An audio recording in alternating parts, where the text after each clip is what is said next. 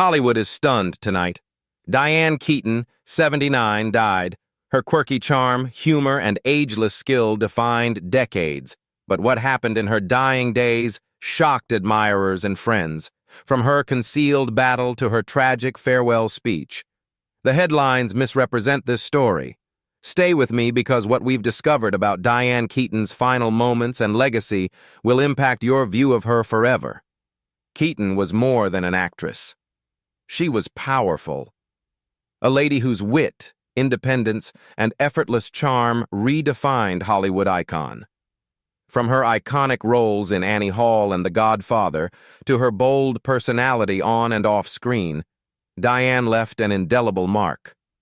Her death at 79 has shaken fans worldwide. Tonight, we'll reveal the truth behind the headlines. What happened in Diane Keaton's final weeks? Her private farewell ceremony? What were her best friend's heartfelt words? Perhaps most painful, what secret battle had Diane been hiding behind her bright smile? A struggle even her dedicated followers never suspected? You won't believe the revelations. In this video, we'll discuss Diane Keaton's life, legacy, and mystery, including Hollywood insiders' secrets, co-star tributes, and her last public utterances, hidden messages. Please stay with me since each new information reveals more shocking truths. By the end, you'll discover why Diane Keaton's death isn't simply another celebrity tragedy. Hollywood's period ends. The entertainment industry stopped when Diane Keaton died at 79. Disbelief swamped social media. Fans couldn't believe the woman who brought so much light, laughter, and honesty to television was gone. Behind the immediate shock were quiet, painful details that illuminated her final days. According to friends, Diane lived a quiet life in Los Angeles. She preferred her home, photos, and time with family and friends to the spotlight for years. She walked around her area, sipping coffee and taking photos of old buildings, simple pleasures she always enjoyed. However, small indicators of trouble appeared in the months leading up to her death. Visitors said she looked more vulnerable than usual. Her public appearances decreased, and her notoriously lively interviews, previously full of laughter and funny one-liners, became quieter. Sources later stated that Diane had been secretly suffering from health concerns for some time. She kept her health quiet because she had always wanted to separate her personal troubles from her professional persona. Diane never desired pity. She wished to be recognized for her work, passion, and distinct worldview. She was courteous and upbeat even in her worst days, according to friends. A source stated she never complained. Even when she was sick, she'd talk about something creative. She was reading, brainstorming, or rewatching a movie. Diane was with her family in her final week. No paparazzi, just peaceful moments of love, tales, and appreciation. She likely contemplated her life and the individuals who made it important on her last night. This is where the plot turns unexpectedly. A few close pals said Diane called multiple times in her final days, calls that suggested she wanted to say anything before she died. What did she say in her final conversations? Was it about her legacy or something private she never wanted to share? The days before Diane Keaton's death showed a tranquil regularity. Fans and close friends are left with more questions than answers. Others described her final discussions as melancholy, introspective, and cryptic. It was unusual for Diane to sound uncertain or depressed. In these last few encounters, her remarks felt like a goodbye. A close buddy from her early Hollywood days received one of those calls 3 nights before the news broke. Diane's tone was polite, but uncharacteristically serious, the insider said. She reportedly said, "I wanted to tell you how much you mean to me." I don't say enough. Her buddy assumed it was a nostalgic talk, unaware of the importance of the moment. A habit Diane had when recalling the past. Looking back, it seems she was saying farewell. Another insider said Diane contacted other co-stars from the past, including those she hadn't spoken to in decades. She thanked, apologized for past misunderstandings, and talked about legacy, not fame or prizes, but how you treat people and the tales you leave behind. Diane sounded tranquil in those final comments, as if she had already accepted what was coming, according to those who knew her well. Diane posted briefly on social media days before her death, which is striking. It was simple. A black and white snapshot of a sunset from her balcony with the text, "Every ending has its own beauty." It was ignored at the time. Fans gushed about her photographs, unaware that it may have been her last message. The post went viral after her death. People reread her last interviews for clues or significance. Diane spoke on temporal fragility in her final on-screen moment, a charity event recording. She said, "I've learnt that love counts more than life. The rest is noise." Those words sound different now. Was she alluding to her foreknowledge? Did she realize her time was limited? Some close friends feel she did, and that those conversations and texts prepared her loved ones for the inevitable without burdening them with her anguish. In subsequent weeks, tributes flooded in. Former Godfather, Something's Gotta Give, and Annie Hall co-stars shared emotional memories of working with her. In a private statement, her longtime friend and collaborator Al Pacino called Diane unique, daring, smart, and honest. She saw the world differently and helped us see it. One component of the puzzle remains unanswered. What happened in those final private chats her family won't release? Some accounts say Diane left a sealed note for her children and closest friends in her will. Though confidential, one family member said it shows Diane's vulnerable, emotional, and grateful side. Could that letter reveal her dying thoughts and secret fears? Maybe it was a message of peace, a reflection of the woman who saw beauty in imperfection all her life. Whatever it was, people who knew her say it was extremely emotional and typical of Diane Keaton. Another part of this narrative unfolded quietly behind the scenes. While fans mourned and Hollywood prepared tributes, her private funeral was planned. That service, who attended, and what was said within reflect a degree of emotion the public has yet to understand. Diane Keaton's funeral was announced gently, as she would have wished. Press releases, red carpets, and gate cameras were absent. Only her closest family, lifetime friends, and a few trusted colleagues from her decades-long work attended the intimate event. A modest, ivy-covered chapel on the outskirts of Los Angeles hosted the event, a sight Diane would have adored. Elegant, simple, lit by stained glass windows that painted gentle hues on the pews. The patio was decorated with her favorite flowers, white roses and lavender. As guests entered, they got a white rose, symbolizing purity, love, and Diane's ageless grace. It started with soothing piano music Diane used to listen to on her morning walks. Some attendees reported the air was heavy with emotion but strangely quiet. Celebration of a life that changed so many was more than grief. As participants took their places, a big screen at the chapel's front played a film montage. She recorded film clips, behind-the-scenes footage, and home movies over the years. When Annie Hall scenes arrived, everyone laughed. That distinctive clothing, her charming shyness, her genuine smile. I couldn't help smiling through tears. Each homage revealed a side of Diane the public rarely saw. Her longtime friend Al Pacino spoke first. His voice was calm yet trembling with anguish. He claimed Diane had a remarkable capacity to see beyond life's noise. She was chased by fame. Authenticity, truth, and fun were her priorities. I think working with her changed us all.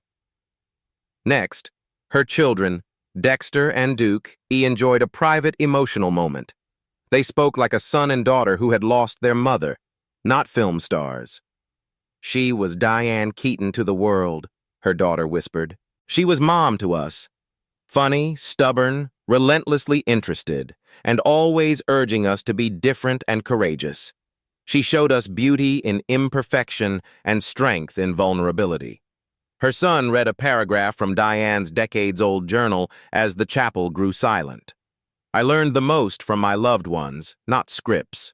You write your story by treating others." Everyone was affected by that line. Later attendees called it one of the most moving tributes. Diane is raw, honest, and human. Her close film business friends attended.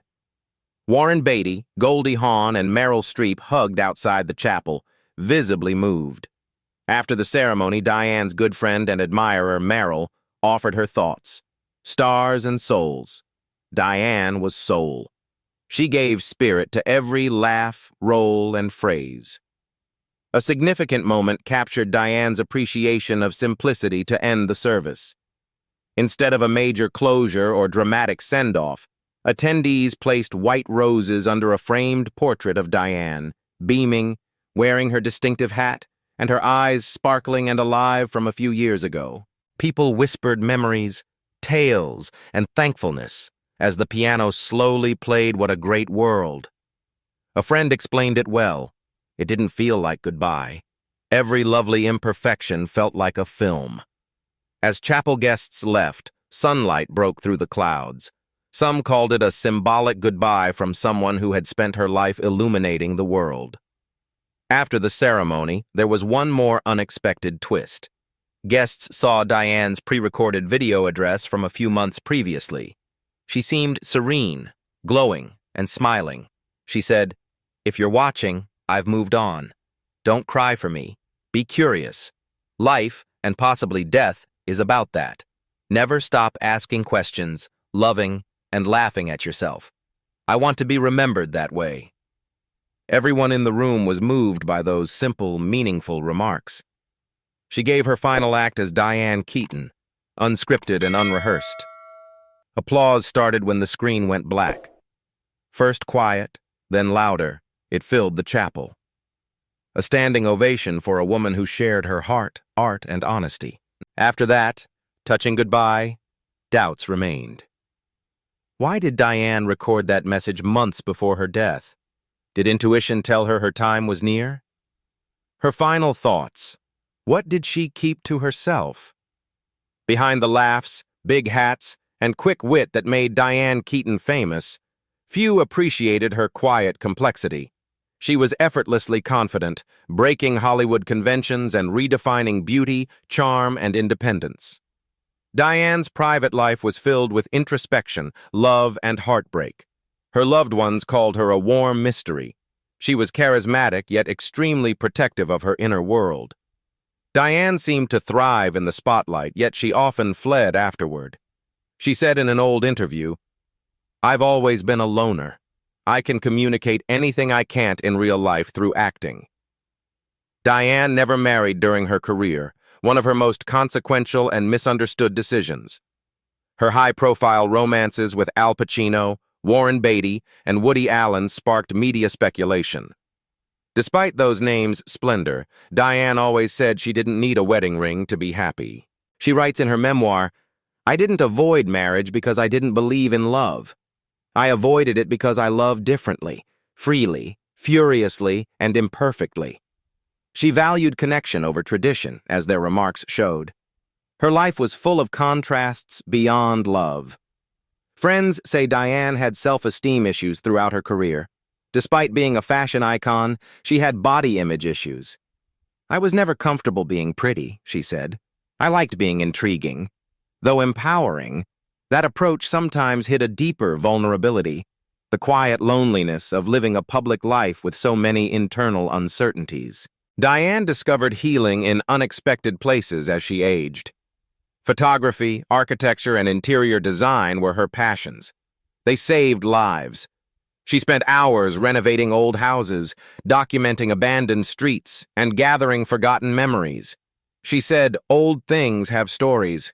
They demonstrate that beauty endures. It only changes form." Visitors called her home an extension of her soul, replete with vintage furniture, handwritten notes, framed movie stills, and hundreds of books in uneven stacks.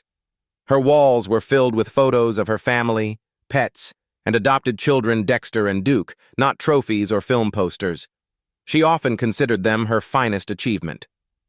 Diane struggled emotionally, especially in her final years, despite her strength. She frankly discussed anxiety and self-doubt. "Sometimes I question everything," she said. "Life shouldn't be perfect, I remember. It should be lived." Some close friends say Diane got increasingly spiritual, not religious, but curious about life, death, and the afterlife in her final decade. Philosophy, notebooks, and letters to missing friends were among her everyday activities. A family friend recalled one of her most moving writings. "Maybe we don't leave this earth. Maybe those who remember us remember our profound love, loud laughter, and calm forgiveness." After her death, that quote became viral online. Fans posted it with captions like, "Diane taught us humanity." It went beyond tribute. It showed the raw, introspective lady behind Hollywood gloss. Diane was rebellious despite her thoughtfulness. She defied an image-obsessed industry. She remained eccentric, clever, and unexpected in her 70s. She laughed and remarked, "The trick is to stop trying to be young and start being alive," when asked about aging in Hollywood in one of her last interviews. In one sentence, Diane was brutally honest, refreshingly true, and always breaking the norms. Despite declining health, Diane never stopped creating. She continued writing, shooting, and guiding younger artists who admired her as a pioneer. One mentee advised me to be myself without permission. Another copy is unnecessary. It needs your tale. Diane was intelligent, encouraging, and fearless. What Diane felt in her final months remained unclear. Was she ever sorry for not marrying? Did she wish she had spent more time away from fame? Who knew her best disagreed. They feel she lived her life without compromise, on her terms and pace. Hollywood wasn't ready to let her go, even as her family accepted her death.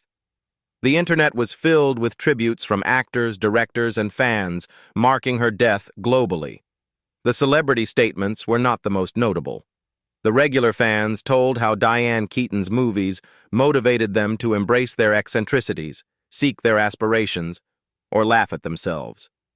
In my view, Diane Keaton's story is not just about the end of a life, but about the quiet defiance of a woman who lived entirely on her own terms. Her passing, as described, reminds us of something both humbling and profound.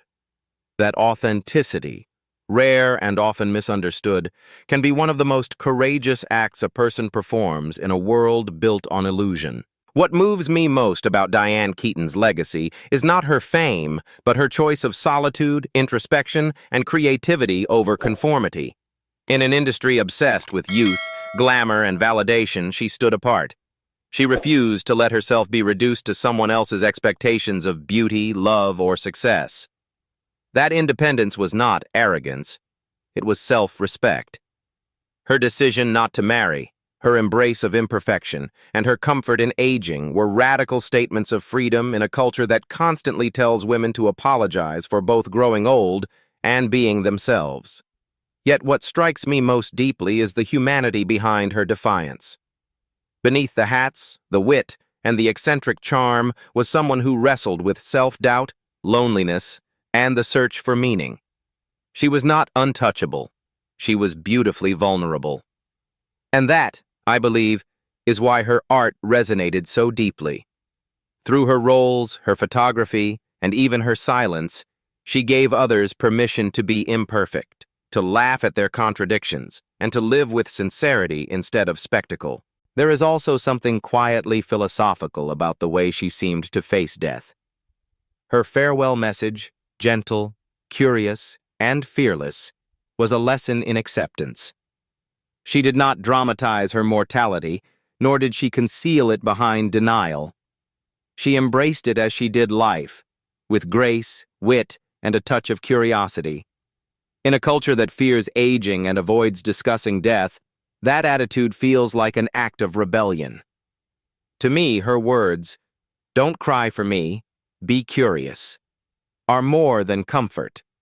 They are an invitation to live more consciously, to approach the unknown with wonder rather than fear. If there is a message to draw from Diane Keaton's life, it is that identity should be self-authored. She proved that you can be romantic without being married, successful without being conventional, and fulfilled without being perfect. Her life was a balance between chaos and clarity, laughter and melancholy, a portrait of what it means to be fully human. Perhaps the best way to honor her legacy is not with mourning, but with imitation of her honesty. We should learn, as she did, to seek meaning in small joys, coffee in the morning light, an old building, a quiet moment of reflection. And more importantly, to accept that strength and vulnerability are not opposites, but partners in the same truth.